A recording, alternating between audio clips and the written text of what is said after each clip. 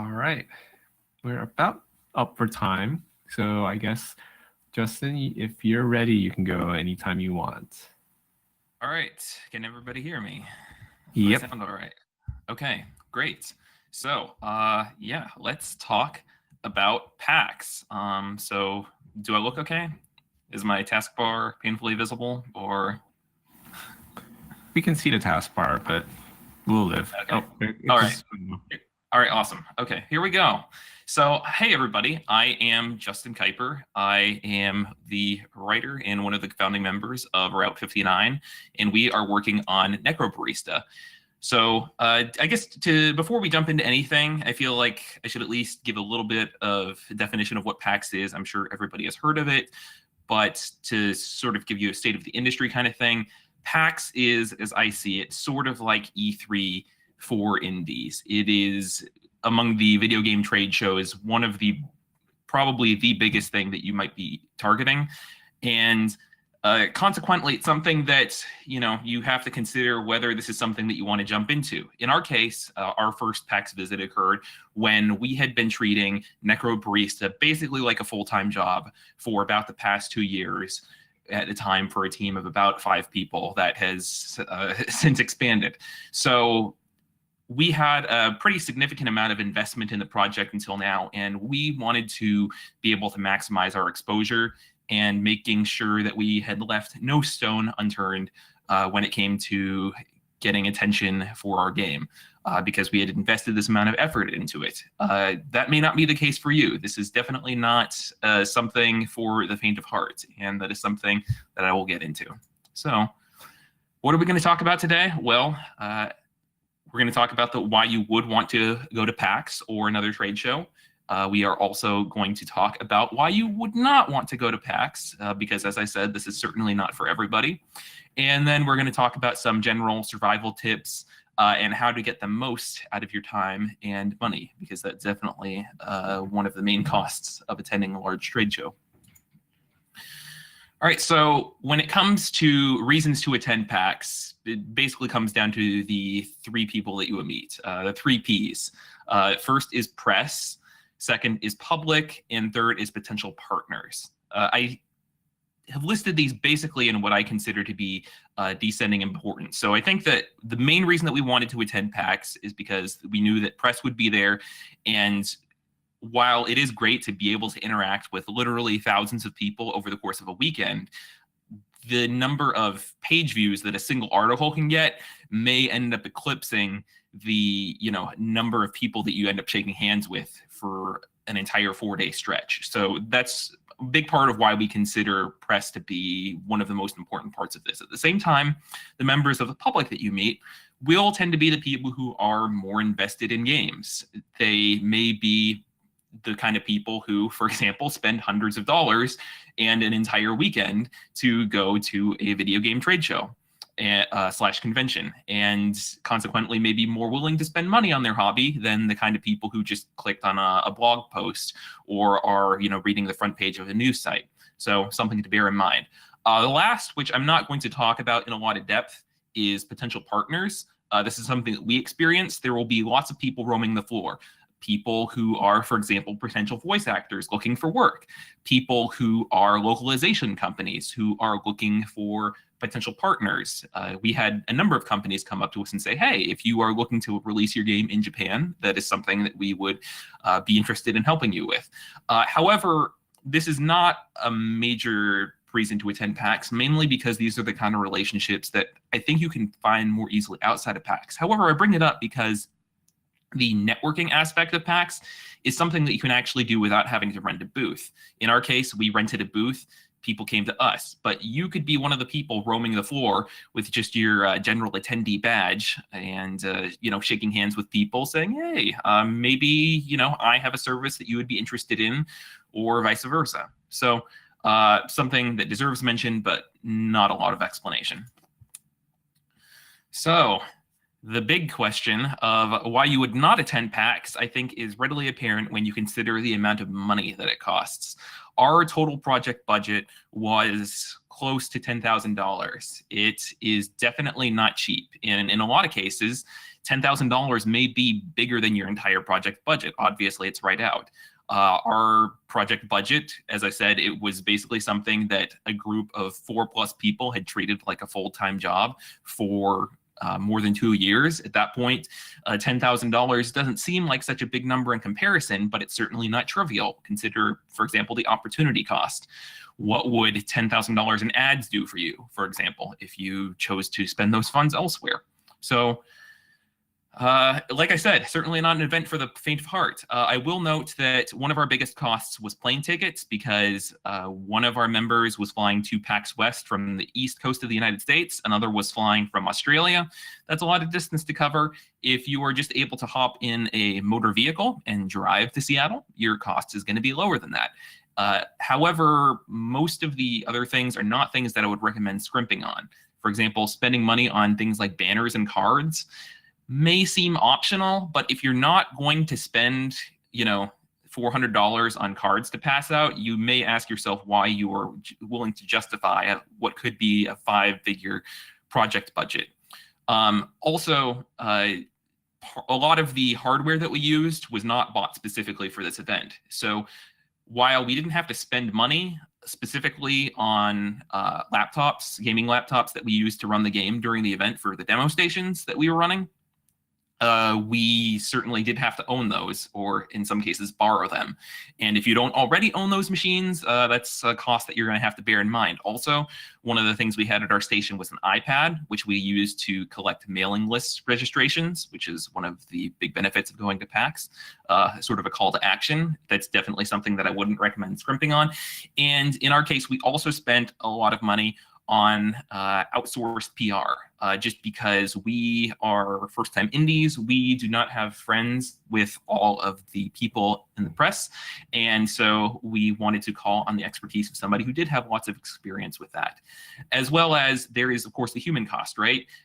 If you're putting 3 people in a booth, those are 3 people who, if they have day jobs, are not doing those day jobs during that time. And if they would otherwise be working on the project, they're not working on the project during that time. PAX West is ostensibly a 4-day event. However, your day 0, basically the 5th day, is probably going to be entirely consumed with setting up. And then if you add a day for travel on either side of it, you're looking at a full week of your life spent on this thing, which is definitely not something trivial or something to gloss over. So bear it in mind. So as I mentioned before, one of the costs is having 3 people in the booth. This is something that we have sort of figured out as kind of the minimum that you can get away with. So as I said, one of the main reasons that you want to be here is to be able to interact with press. And it really helps if you're able to have one person who is able to devote 100% of their attention to interviews. So whenever they're talking to a member of the press, they're not having to worry about other things in the booth. In order to facilitate that, you have one person who is overseeing the booth, and their job is to make sure that the interviewee is able to focus 100% on the press person that they're talking to. And lastly, you need to have a 3rd person because things happen, right? If you have only 2 people and one person has to take a bathroom break, that means one person is left stranded. So if you want to have a minimum of 2 people in the booth, that means you have to have 3 people on site. As well as when I say emergencies, emergencies happen a lot. Emergencies might be minor things like, oh, we need to have an extra table because we realized that we didn't bring enough hardware with us, or we need Sharpies, we need pens or something like that. Can you run down to the Target to grab supplies in impromptu? So just something to think about. Now, you may be thinking, I don't have 3 people. My development team is only me or only 2 people. How do I build a bigger team? Well, you can log on to local communities for the city that you were going to. These can be things like developer associations, which you'll usually find on Facebook groups or Discord communities.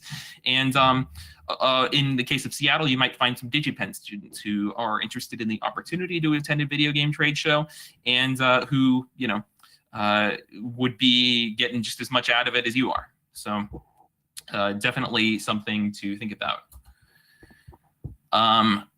So in terms of dealing with the press, my recommendation is to book appointments in advance. And I don't really think this is negotiable because you won't find press people randomly wandering the floor. In our case, we just had a schedule booked in advance several weeks out from the event. And also, when you have that press appointment, somebody says, I'm going to come over at 2:30 to check out your game, make sure you protect that appointment. In our case, we had 4 demo stations, and if we had an appointment coming up, we had to put a sign on one of the demo stations saying reserved for press. It may feel bad to say, hey, members of the public, this machine isn't for you. But again, you have to realize that when you are, say, reserving a machine for a member of the press, you're not just reserving it for that specific person. You're also reserving it for every single person that is going to read their article. So that's sort of what I mean when I say it. Members of the press, even though there are a small number of attendees, sort of have an outsized impact. And also, when you're talking to a member of the press, think about what matters to them. You are not going to give the same interview all day, hopefully, because 1, that would be boring for you, and 2, it would maybe not be as relevant to them. So if they're an outlet that cares specifically about Otome games, you could talk about how similar or dissimilar your thing is to that. If they are an outlet that is a general PC gaming audience, you could talk about things that are less specific to visual novels and compare it to things that maybe have a wider spread appeal. And lastly, when they're leaving the booth, we recommend that you give everybody a press kit. In our case, we have a press kit on our website. Rami Ismail has a great tool called Do Press Kit that will help you set this up on your website. And we also had a physical press kit that we gave to them. In case you're wondering about how important a physical press kit can be, you want to make these people's lives easier. If they're covering your game, give them the assets. They want, high resolution screenshots, that sort of thing. Make it easy for them.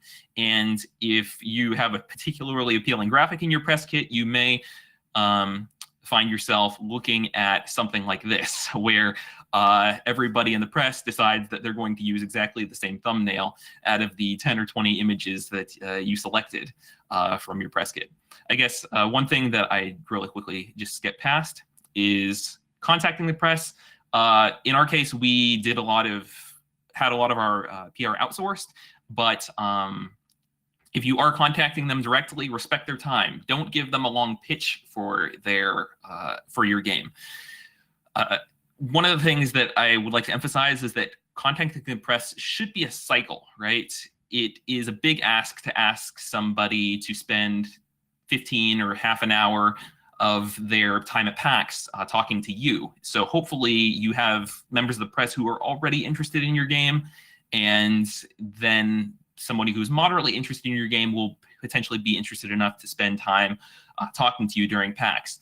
This is sort of what I was alluding to when I said that PAX is sort of like the capstone on a larger project. This is not the beginning of PR cycle. This feels to us more like the middle of a PR cycle, where you're getting them from just getting some basic coverage to getting some more in-depth coverage to hopefully when your game comes out, getting them to talk in more detail about your game.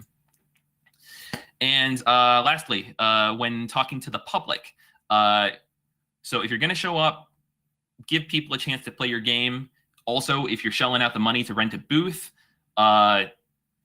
spend a little bit of extra to make sure that as many people are able to play your game at one time as you can. A booth that supports 2 demo stations is only slightly less expensive than one that supports 4, so spring for the extra machines. In our case, we arrived on site, realized, oh, we have room for an extra demo station in our 10 by 10 foot booth.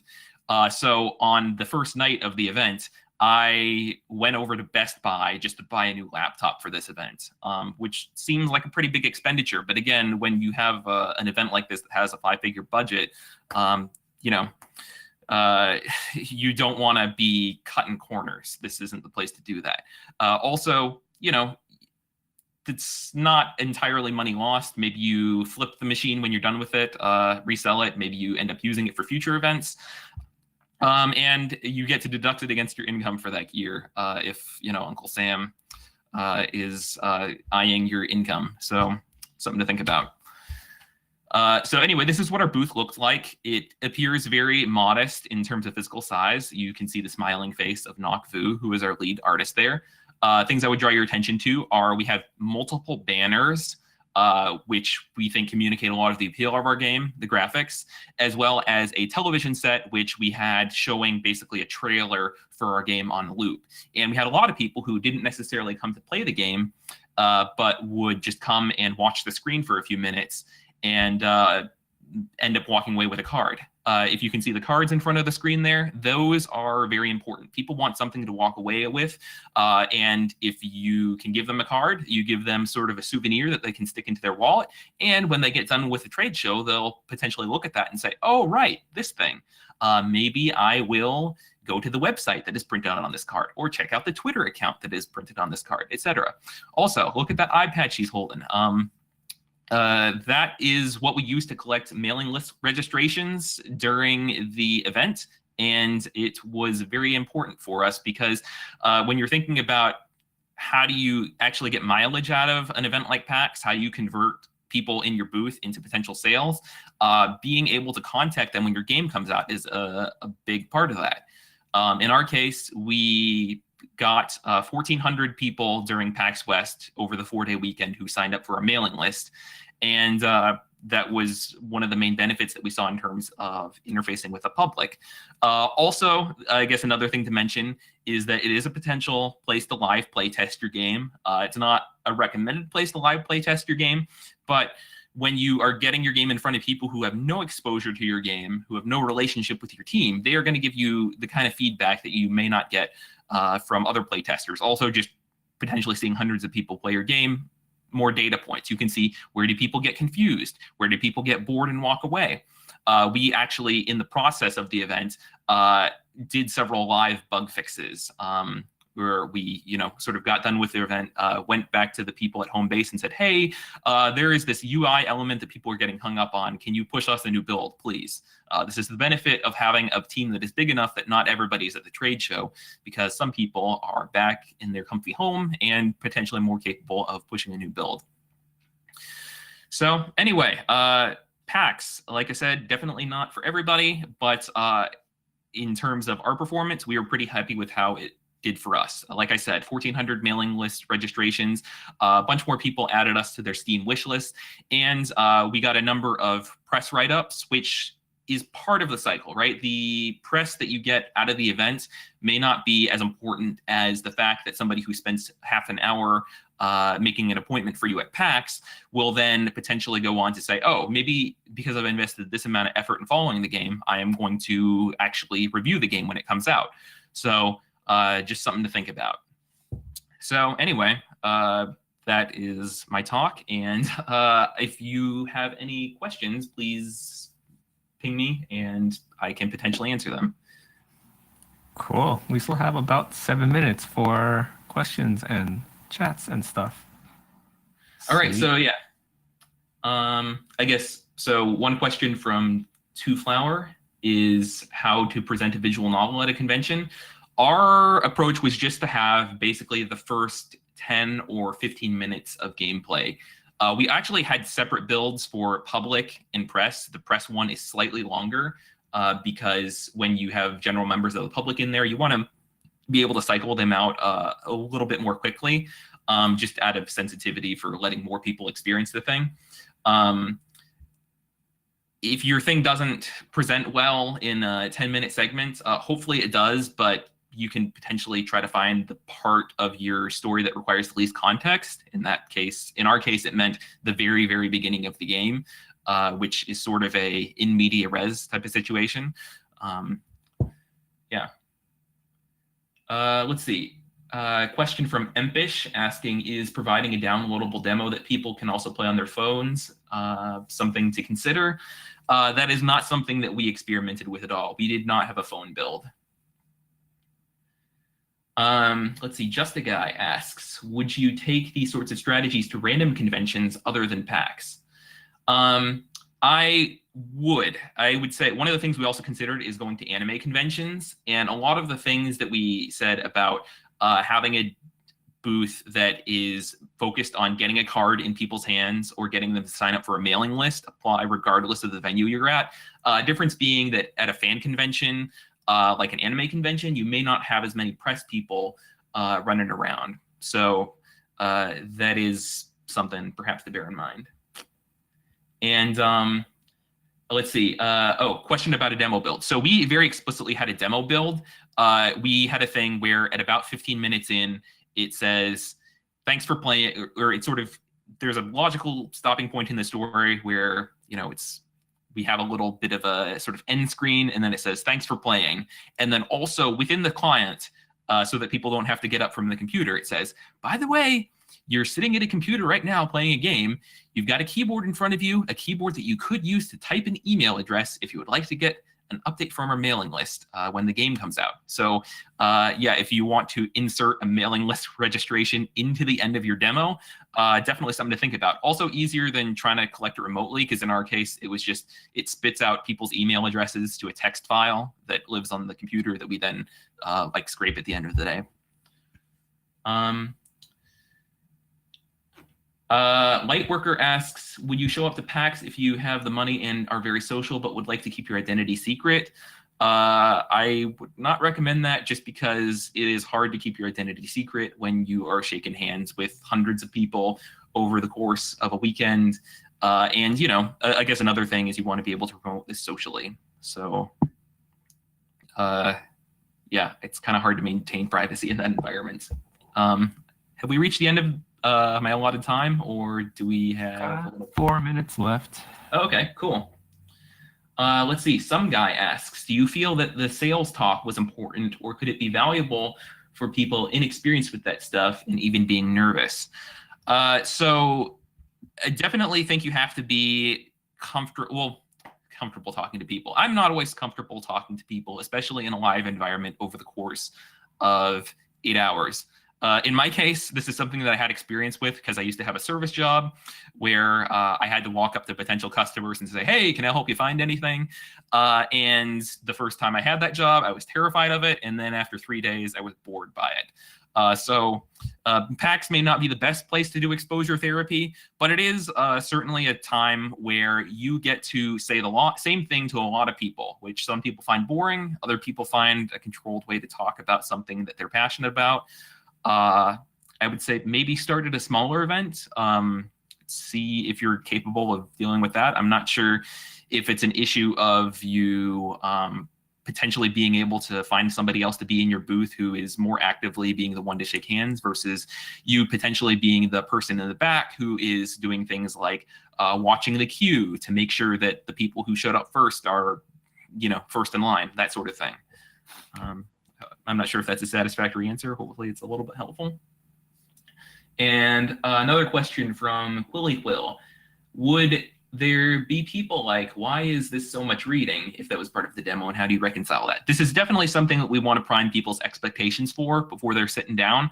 We say, this is a visual novel. There will be lots of reading of text. There are some people who say, great, I love that type of thing, and I'm even more enthusiastic to sit down to experience it.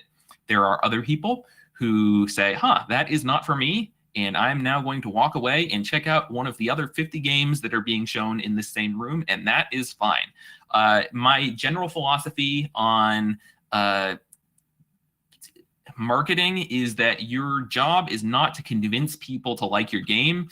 Your job is to expose your game to the people who are already inclined to like it. So if somebody says, if somebody is coming from the position of, I'm not interested in your game, don't spend time trying to convince those people to like your game. If somebody is like, I'm curious, this is something that potentially has my interest, those are generally the kinds of people that you're going to want to spend the most time selling on your game.